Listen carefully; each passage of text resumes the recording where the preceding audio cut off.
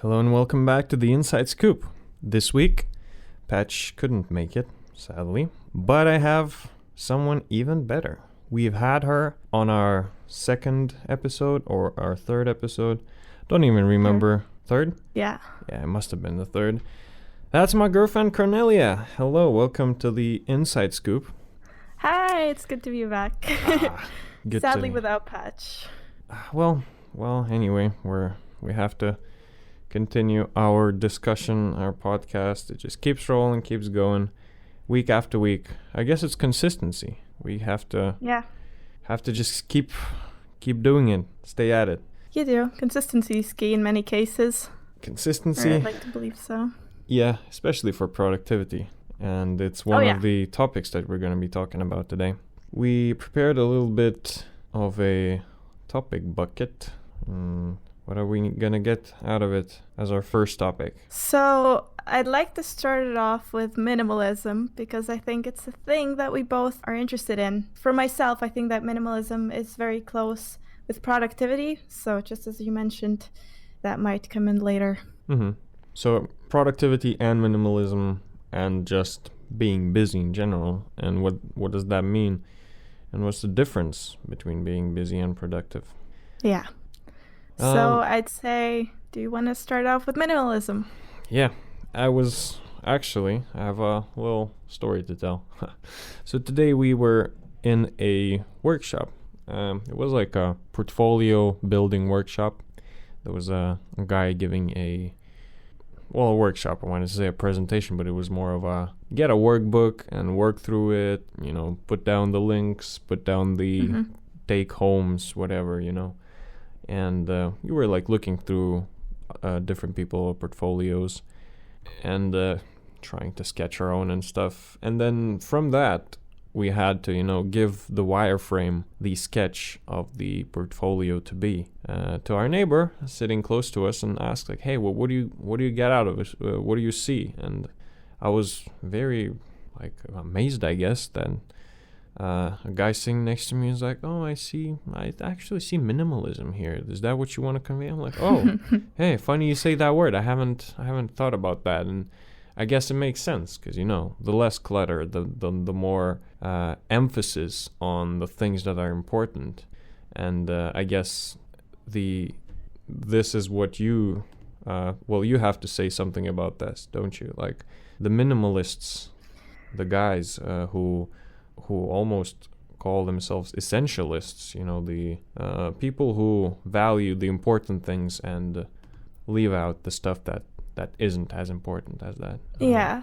So I guess the first time I heard about minimalism was through a documentary, which is Minimalism, a documentary about the important things, where, two minimalists, also known as the Minimalists right now, Ryan Nicodemus and Joshua Fields Milburn. Basically, with the help of Matt Diavella, they made a documentary traveling and actually defining what it is. So I don't know why, but this documentary immediately caught my eye, the concept itself. And it was exciting because it was something new in a world where consumption is limitless. We have so much money to spend, even if, most of us, I guess, are lucky in this case, and we don't really value this enough. And we don't really think about what we spend the money on if we have enough of it. So I think in a world where consumerism is such a big deal and where everything is defined, first of all, by money, which I think is kind of sad. And second of all, success for some reason is still defined, or the American dream, as we call it, is still defined by money and defined by how many good things we own, what kind of car we drive, what kind of house we have. So minimalism for me was something that had a new meaning, and I wanted to look more in depth just to find out what it is. So I'd like to read a definition off of the Minimalists site. So minimalism is a tool to rid yourself of life's excess in favor of focusing on what's important so you can find happiness, fulfillment, and freedom. I'm sorry, excess, yeah. But So so the idea mainly means the excess, the abundance of stuff. Well, again, as you mentioned, the vehicles, just material possessions, basically. My exactly. experience in the States was, I saw cars. I saw loads of cars.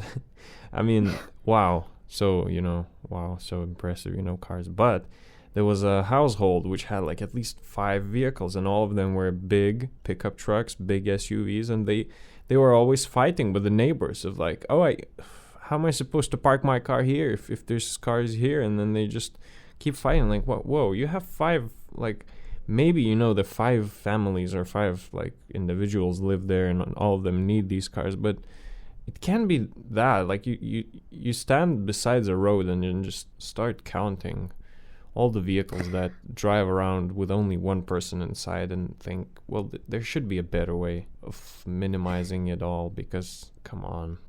See, I think the problem is that we own a lot of stuff. And it's not that we only own the stuff, it's the meaning we give to the stuff that we own. Yeah. Because if we didn't think that a specific thing was meaningful, we wouldn't hold on to it for so long. And, well, minimalism is letting go of everything basically that does not bring value into your life. And usually people define minimalism because it was like such a big boom last year. Mm-hmm. It became a trend of literally getting rid of everything pretty much in your house and being like, I'm a minimalist.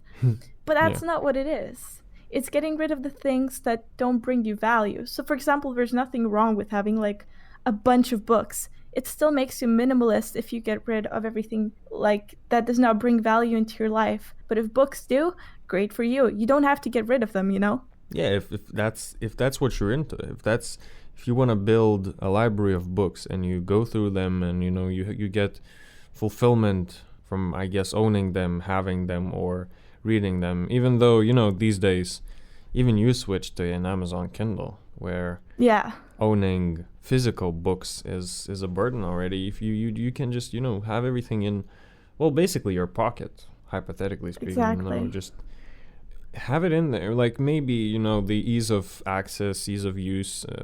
Ease of access is way better because you have it in your pocket, but maybe ease of use is a bit, it's not the same as reading a book, just flipping through pages and maybe marking something down.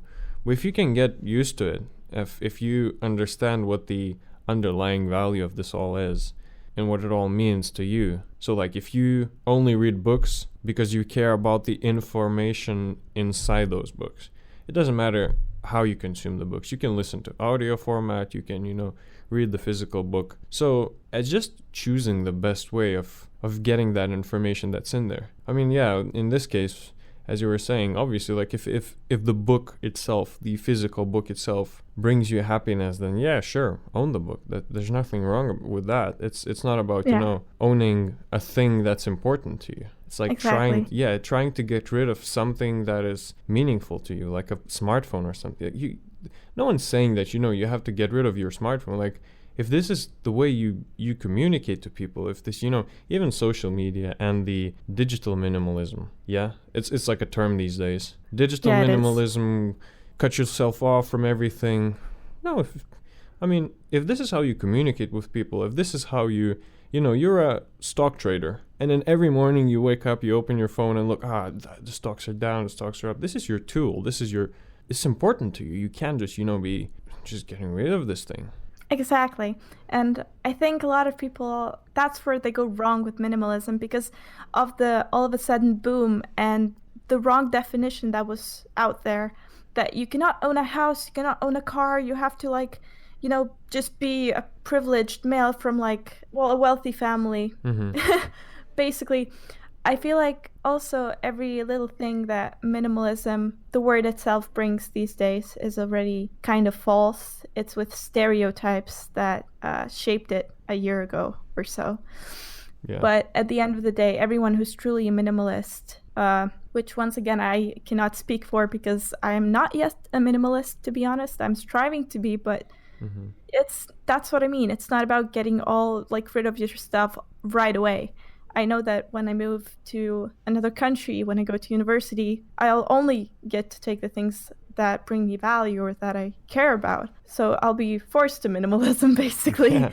And my key will be to not accumulate more stuff over time Yeah. that This brings is no value. So, it's a good exercise though too, because it allows you to realize which items are actually the ones, the key ones which are bringing value to you. So if you pack a full suitcase of stuff, but you see that you left like 5 other suitcases behind you, then you think like, oh, maybe I don't actually need all of these, items and things and all this stuff. And then this mental exercise just proves to you which things you actually need. Yeah.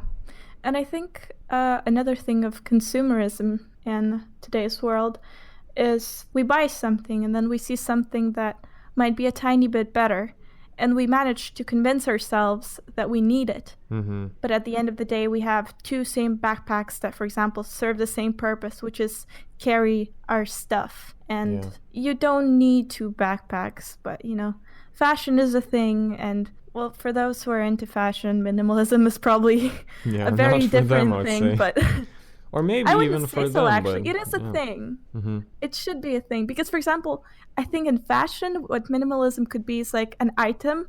For example, like a dress that can have multiple purposes or like multiple ways you can wear it. That's minimalism, right? Oh, interesting. So that's something to think about.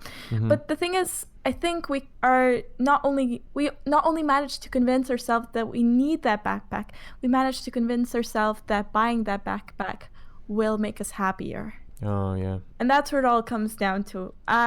The reason why minimalism caught my eye is because of this very controversial thought that buying things, getting more things, will bring us happiness, which is, well, I guess the American dream in a retrospect, but it won't. And these are words from people, from the minimalists, who own who got a 5-figure, oh god, I forgot the word. Salary.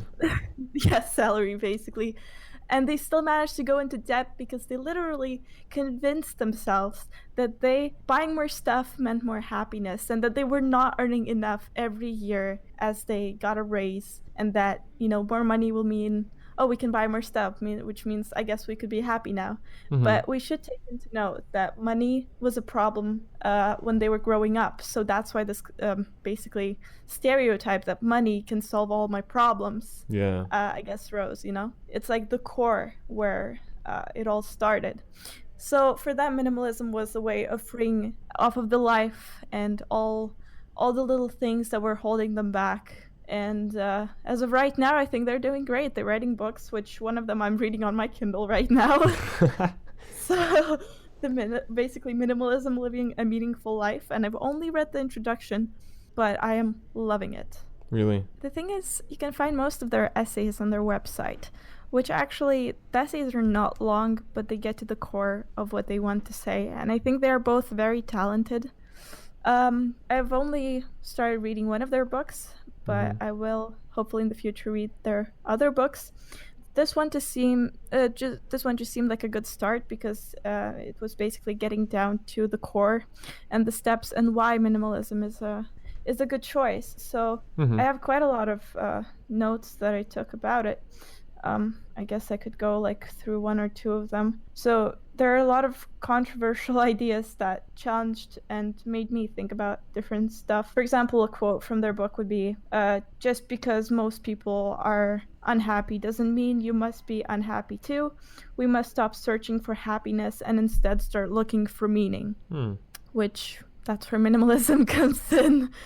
Yeah, because through the pursuit of happiness, you can forget what true happiness actually is, especially for you if you don't even have a definition for it. Pursuing someone else's happiness is just, stupid. Why would you... Pursuing someone else's dream. Pursuing someone else's dream, yeah, exactly. No one can tell you what to do and what you should be, aiming for. And media is, let's say, all of these advertisements, showing, hey, this is the newest edition of, the new phone, and look how slick it looks in someone else's hand, when he's calling someone, or Yeah. I don't know, anything. Wireless earbuds, look at how cool and classy the person looks with them. He's just the new, fashion, the new thing. But it's not to say that you need to have that. I think it's just the realization that when you have an item, you should purchase it consciously, thinking about what you will use it for and if it is the best item for you, and rather invest in something that will last you a long time than investing in something that you will basically have to change in a few years. So being more conscious of the stuff that you buy and the stuff you buy, not only, basically the stuff you spend your money on. Yeah. And I mean, for me, I'm very sentimental, and you know this. Yeah. And I was reading the book yesterday, actually, in the evening. And I'll read you another quote, which bent my mind a little bit. We are not our stuff. We are more than our possessions. Our memories are within us, not our things. Our stuff weighs on us mentally and emotionally. Old photographs can be scanned. You can take pictures of items you want to remember. Items that are sentimental for us can be useful to others. So for a person who is pretty sentimental, this was a wake-up call for me to realize that, yeah, I am not my stuff, and that opening a box that has sentimental value to me will bring back the memories, but I can literally find a better way to cope with that. So basically, this book is just a new way to find meaning and find minimalism and define it yourself, because it's a tool. It basically can assist you to finding freedom. Yeah.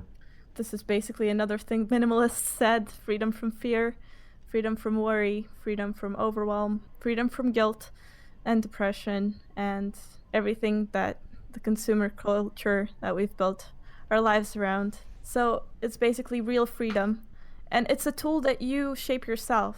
You make it work for yourself, because no one really can define minimalism. It's a concept. Just like many things, we cannot define them. It's just a truth or a definition a lot of people agree upon, But at the end of the day, actually, wait, how did you find out about minimalism? I think they were the guys who were one of the first in my research on this. It's been, it's actually quite a long time ago, and don't even remember how I found it. Yeah, that's a good question. I couldn't even tell you, Maybe they are the guys, because they just call themselves the Minimalists, but it's more of a commercial name. They sort of made this movement popular, and then from their ideas, I mean, you not only them, you don't have to only rely on what they put out, because this concept itself is a state of mind. If you can get your mind in the right order, in the right state, then you don't even need guidance. You start understanding what things you need and what things you don't need, and what is the smart decision to do in a certain situation, where in my case, let's say photos. I do take photos. I do take a lot of photos with my phone on anything. I get a new purchase, or I get some beautiful moment outside, a sunset, or I just see something weird. I'll just snap a picture. Now all my videos and photos became square for some reason, but I don't know. It's just also an easier format to handle for me personally. More minimalistic, if I may. Minimalistic. I just take that photo, and as soon as I can, it's usually gonna be in either an hour or a day. That photo is gonna be gone from my phone. It's already up in the cloud, and I forgot about having it in my phone, because I do remember almost every single photo I take, and I have in my cloud storage. Well, in this case, Google Photos provides unlimited. Well, it's not associated with Google. Our podcast is not, but they just provide such a service where you can just back up your photos. Well, let's talk in general terms. Just back up your photos up to the cloud, and you don't have to clutter your phone itself, because your phone breaks or something, and then people just go, oh, there's all my photos, my, like, anything, anniversary, oh, I had it on my iPhone, and then it broke, and please get the data back, and they lose it. I mean, just put it up there in the cloud. Just know what you have. Whenever you need it, just go up there, search for it, download it, show it to someone. Well, that's it. It's your archive, your album. Just, you don't need to, especially these. Now I'm thinking what to do, because I have never had too many, physical photos, because I'm already born in that era where we started doing, digital.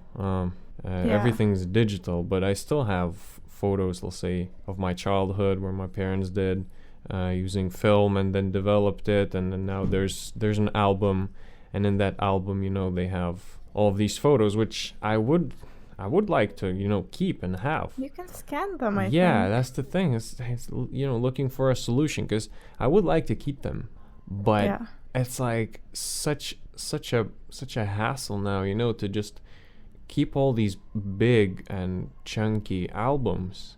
So I guess scanning and finding another home for the pictures is gonna be the next step, actually. Well, talking about photos and pictures, I mean, I can't really call myself minimalist from that side, because I literally bought a Polaroid and, well, two film cameras today, but it's a process that brings me value, so I guess it doesn't really challenge the minimalism part of me. But I do agree that you do not have to believe everything that the minimalists say or they define it as, but I do think that for this specific term and for this specific definition, they have said things that I think would be the closest to defining what it actually is, because they do say that it looks different for everyone, because it's about finding what is essential to you, which means it is a term that you define yourself, because what is important to me might not be important to you, which I definitely hope it is, but it's different for everyone, and I think that's the beauty of it. You make it work for yourself, you make your life easier and simpler, and it isn't always physical, as you were talking about, like cleaning your photos.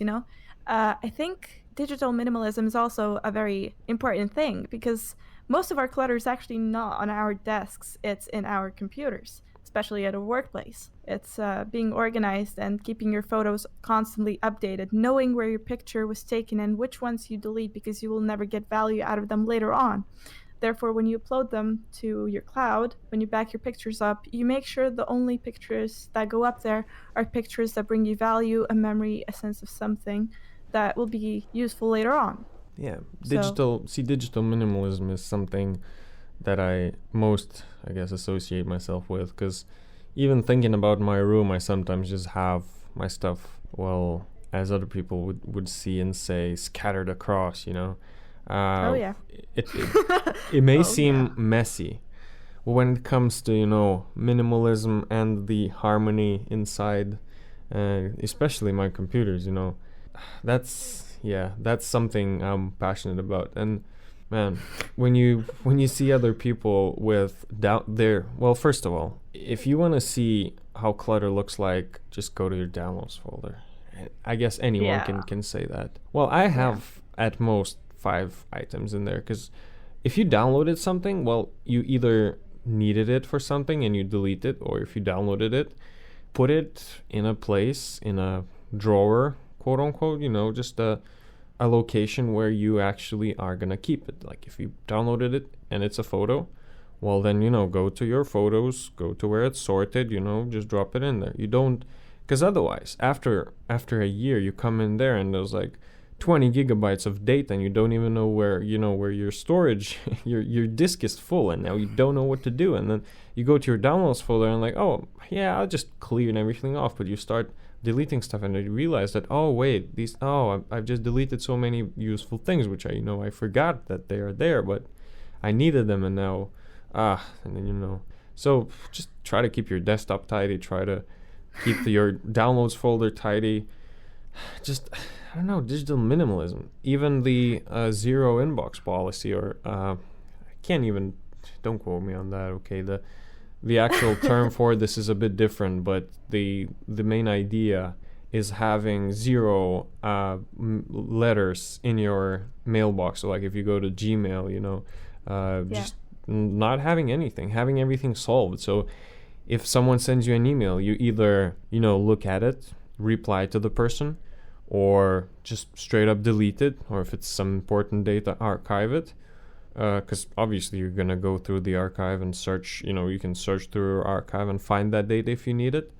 But don't clutter. And it's all about that, these little things, they add up.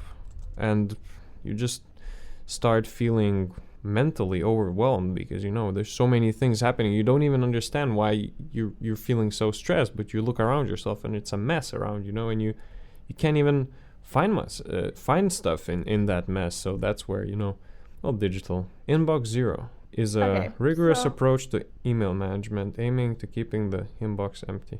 Yeah, well, inbox zero, here we go. That's the term. Mm-hmm. So well, I mean, while you're talking about minimalism, like in your digital space, it is quite ironic how since I know you personally quite close, about your physical space.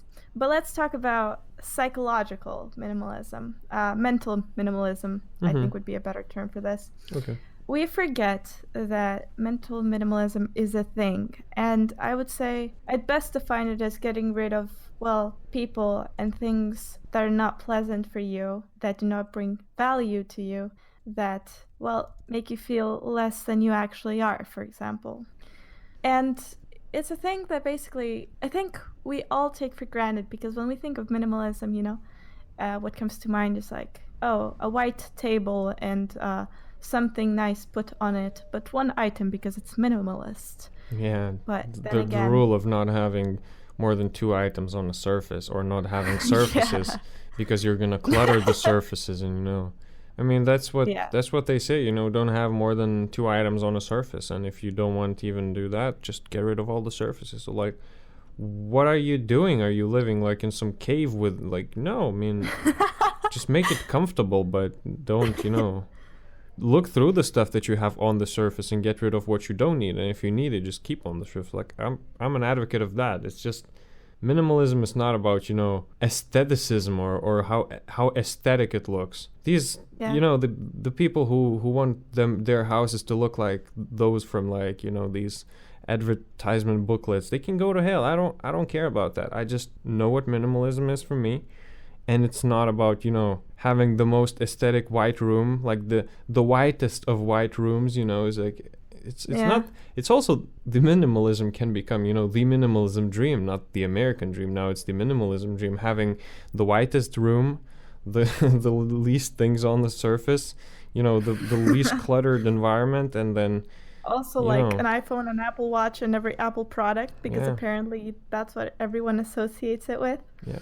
And then making videos about minimalism too, and then bumping the shadows up so that the video quality, not the video quality, it seems like washed out and stuff. Yeah. But there's so many people doing this and following this formula and stuff, and you just start feeling like this is a cult of some sort, I think that's the after effect of basically the boom that minimalism had last and this year. But back to mental minimalism, I think what all of us forget to do is take minimalism to a higher level, which is mental, and actually evaluate the relationships you have, the friendships you have, and your job, your surroundings. It's also just a thing that we should look into when we're trying to become minimalists, because friendships, they play a big role in who we are. People around us shape us, Exactly. You want to make sure they're good people. You want to make sure you're getting the most of what you are. You're being the most. You're getting, not most only out of people, because, you don't want to use people. But I mean, just you're getting value, and you're bringing value to someone else's life, or that's what I would like to believe. But I think, we got really deep into this minimalism thing. Do you know the the quote that the minimalists use to end their podcasts every time? No. No? They say, love people and use things because the opposite never works. And it's actually true. When you think about this, okay, this is it's their call sign, it's their quote, whatever, but we can talk about that. It's like, yeah, and it's so true. You have to give more meaning to friendships and to people as opposed to things.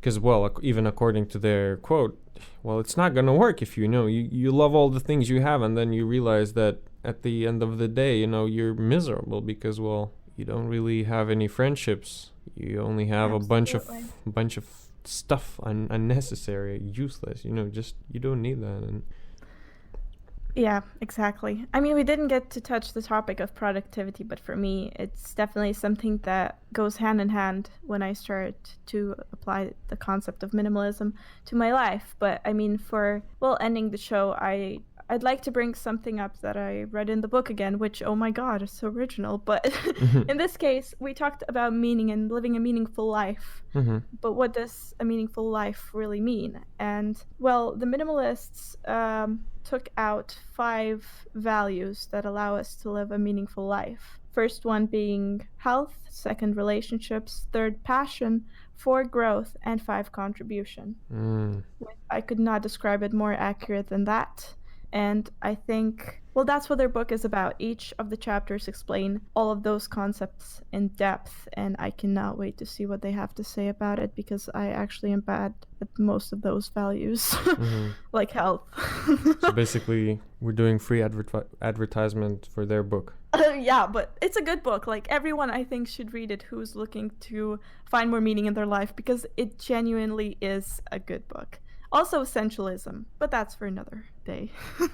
It's a whole story on its own. Well, wrapping up then quickly on the productivity, because everything we talked about already explains what it is. You just, you can put the dots together, join them, and understand that productivity versus being busy as of itself explains what it means. Because, if you clutter yourself, again, as I was talking about, the having your inbox, your downloads folder, your pictures, then your space is cluttered. You come into the kitchen and you're trying to have a quick breakfast because you have to rush. This rush also cluttering your mind, and it's just overwhelming. You can explode, implode, whatever the terms are. It just doesn't feel good. So productivity is the same thing. Being busy and constantly keep doing stuff. Just constantly, I don't know, being busy or pretending to be busy, and it also doesn't work. You have to slow down, sit back, relax, and take a minimalism approach to this too. Take one task at a time, accomplish it. If you need to do 2 tasks, good. You can do 2 tasks. You can do as many tasks as you want, but you have to schedule them, split them, and just organize everything. You don't just have clutter and feel like never gonna finish doing things because you're just so busy and stuff. Absolutely. I think that being busy is mixed up with being productive often because we glamour this grind lifestyle that is all around us now. We think that being busy constantly means we are working hard, we're working, basically our butts off to get whatever we want to done and achieve our goals in our lives. But at the end of the day, I think there's no better way to approach productivity than minimalism because you actually take the things that bring most value. Also the things you have to do because you cannot choose school and university, you just kind of have to prioritize it. But it's your choice to go to university, Yep. So you got yourself there, so you better be working your butt off. But at the end of the day, it's you do what's important to you and the rest will follow. Happiness will follow. Just make sure that, you're prioritizing not things, not physical things, but what brings value and meaning into your life. Most likely knowledge and people and interactions. And couldn't have said better. And even our podcast today being shorter than all the other episodes usually are, aiming for minimalism in the podcast too, streamlining the process. The shorter the podcast is, being frank, the the less work you have to do to get it out there, leading into more, post work, leading into more maybe concise topics, more condensed knowledge, maybe less trash being said, and just, going straight to the point. Minimalism. Isn't that what it is? The essential True. stuff. Well, essentialism. They're two different terms, but they go hand in hand with each other. Well, that's good. That works for me. Yeah, me too. Minimalist podcast of the Inside Scoop. And it was nice. It was nice chatting to you. Thank you for joining me. Maybe next time, because why not? Absolutely. Cool.